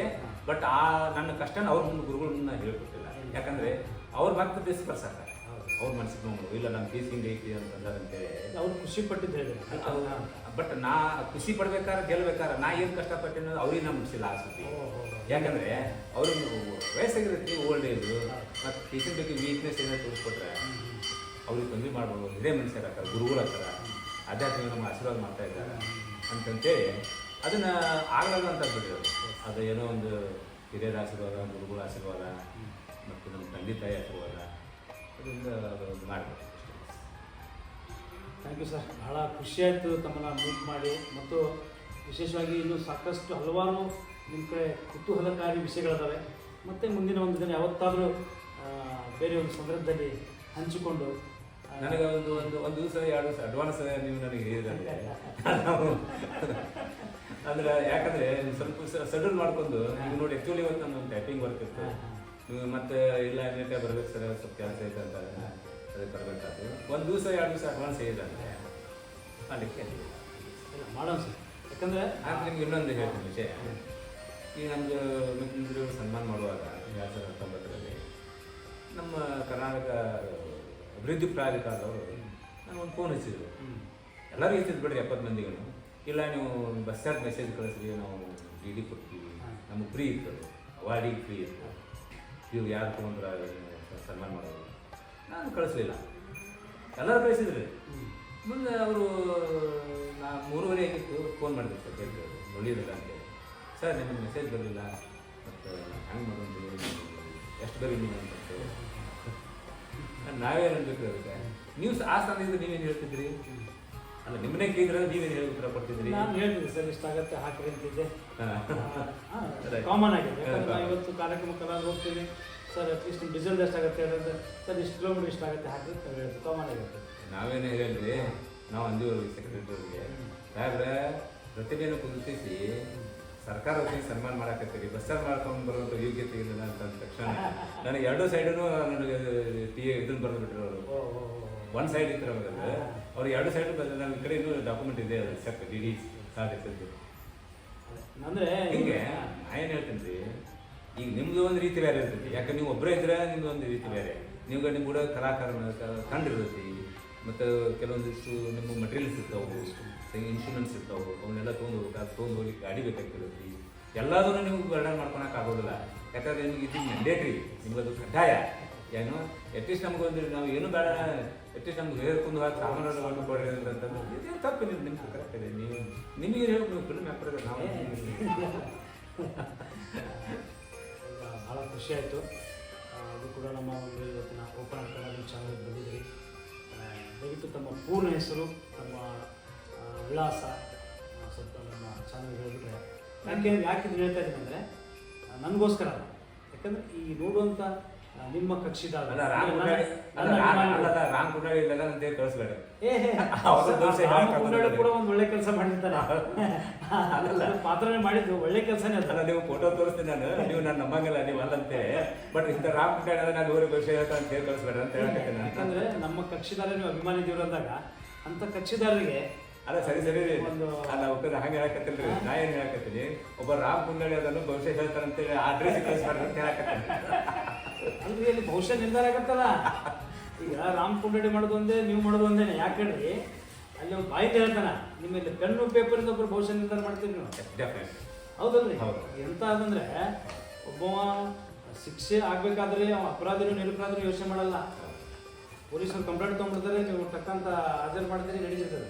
ಬಟ್ ನೀವು ಯೋಚನೆ ಮಾಡಿ ನೀನು ಅಪರಾಧಿನ ನಿರಪರಾಧಿನ ಅಂತ ತನಿಖೆ ಮಾಡೋಂಥ ಟೈಮ್ ತೊಗೊಂಡು ಮಾಡ್ತಿರಲ್ಲ, ಅದು ಕೂಡ ಒಬ್ಬರು ಭವಿಷ್ಯ ನಿರ್ಧಾರ ಮಾಡಿದಂಗೆ. ಭವಿಷ್ಯ ಅದು ಒಂದು ನಮ್ಮ ರಾಮ್ ಕುಂಡಾಳಿ. ಎಸ್ ಬರ್ಮೇಲೆ ಇರ್ತಾನೆ ಇಲ್ಲಿ ಕರೆಕ್ಟ್ ಕೊಟ್ಟು ವೈನಾಟ್ ಅದೆಲ್ಲ. ಯಾಕಂದರೆ ಭಾಳ ಇದೆ, ಒಂದಕ್ಕೊಂದು ಟಚ್ ಇದೆ. ಅದೇ ಹಾಗಾಗಿ ಸರ್ ಧನ್ಯವಾದ. ನನ್ನ ಹೆಸರು ಡಾಕ್ಟರ್ ರವೀಂದ್ರ ವಿಠಲ್ ಕೋಡಿಮತಿ ಅಂತೇಳಿ. ನಂದು ಗುಳೂರು ತಾಲೂಕು ಅಂಗಡಿ, ಬಟ್ ನಂದು ಇಲ್ಲೇ ನವನದ ಇರ್ತದೆ. ಆಫೀಸು ಕೂಡ ಆಫೀಸಲ್ಲಿ ಲಾಯರ್ಸ್ ನಂಬರ್ದಲ್ಲಿ ನಮ್ಮ ಬೋರ್ಡ್ ಅವರ್ನಲ್ಲಿ ಒಂದು ಲಾಯರ್ಸ್ ಇದೆ. ಲಾಯರ್ಸ್ ನಂಬರ್ದಲ್ಲಿ ಸಿ ಬ್ಲಾಕ್ ರೂಮ್ ನಂಬರ್ 1 ಅಲ್ಲಿ ಬರುತ್ತೆ, ಬೋರ್ಡ್ ಇದೆ. ಸಿ ಬ್ಲಾಕ್ ರೂಮ್ ನಂದೇ ಒಂದೇ ನಂಬರೇ ನಂದೇ. ಧನ್ಯವಾದ, ಥ್ಯಾಂಕ್ ಯು. ಭಾಳ ಖುಷಿ ಆಯಿತು. ಮತ್ತೊಮ್ಮೆ ಉದಯ್ ನಮ್ಮ ಓಪನ್ ಕನ್ನಡ ನ್ಯೂಸ್ಗೆ ಸ್ವಾಗತ ಕೋರುತ್ತಾ ಯಾವತ್ತೂ ನಾವು ನಿಮ್ಗೆ ಸೇವೆ ಮಾಡಲಿಕ್ಕೆ ಸಿಗ್ತೇವೆ. ಎಸ್ ಧನ್ಯವಾದ. ಯಾಕಂದರೆ ಈ ಸಮಾಜ ಸೇವೆಗೆ ಇನ್ನೊಂದು ಸಮಾಜ ಸೇವೆ ಸೇರಿದಾಗಲೇ ಪ್ಲಸ್ ಆ್ಯಂಡ್ ಪ್ಲಸ್ ಅಥವಾ ಮೈನಸ್ ಆ್ಯಂಡ್ ಪ್ಲಸ್ ಸೇರಿದಾಗ ಇನ್ನೊಂದು ಇಲ್ಲ ಪ್ಲಸ್ ಮಾಡಲ್ಲ. ಹೆಚ್ಚು ಹಾಕೊಂಡು ಹೋಗ್ಬಿಡೋದು ಮತ್ತೆ ಮೈನಸ್ ಕೊಡಿಸ್ಬೇಡ್ರಿ. ಇಲ್ಲ ಕೆಲವೊಂದು ಮೈನಸ್ನ ಪ್ಲಸ್ ಮಾಡ್ತಿರ್ತೀವಿ ನೀವು, ಯಾಕಂದ್ರೆ ಇಲ್ಲ ಮೈನಸ್ ಇದ್ದಾಗ ನೀವು ಅದನ್ನ ನಿಮ್ಮ ಜೊತೆ ಬಂದಾಗ ಅದು ಪ್ಲಸ್ ಇಲ್ಲ ಆಗೋದು. ಅಲ್ಲಿ ಏನ್ ಮಾಡ್ತೀವಿ ನಾವು ಮೈನಸ್ ಇದ್ದಾಗ ಸ್ವಲ್ಪ ಸರಿಸಿ ಗುಂಡ್ಲೆ ಮಾಡ್ಬಿಡ್ತೀವಿ ಇಲ್ಲ ಅಂದ್ರೆ ಹೆಚ್ಚಾಗಲಿ ಅಂತೇಳಿ. ಸತ್ಯ ಸತ್ಯ. ಬಹಳ ಖುಷಿ ಆಯ್ತು. ಧನ್ಯವಾದ ಸರ್. ಈ ಕಾರ್ಯಕ್ರಮದ ಪ್ರಾಯೋಜಕರು ಮಂಜುಳಾ ಮೆಲೋಡಿಸ್ ಆರ್ಕೆಸ್ಟ್ರಾ ತಂಡ ಬಾಗಲಕೋಟೆ ಹಾಗೂ ಸರ್ವಶ್ರೇಷ್ಠ ಕ್ರಿಯೇಷನ್ಸ್ ಸಾಂಸ್ಕೃತಿಕ ಸಂಸ್ಥೆ ಅಣ್ಣ ಮುತ್ತಪ್ಪರೈ ಗೋಶಾಲೆ ಹಾಗೂ ಜಯ ಕರ್ನಾಟಕ ಸಂಘಟನೆ ಬಾಗಲಕೋಟೆ, ಓಪನ್ ಹಾರ್ಟ್ ಕನ್ನಡ ದಿನಪತ್ರಿಕೆ ಬಾಗಲಕೋಟೆ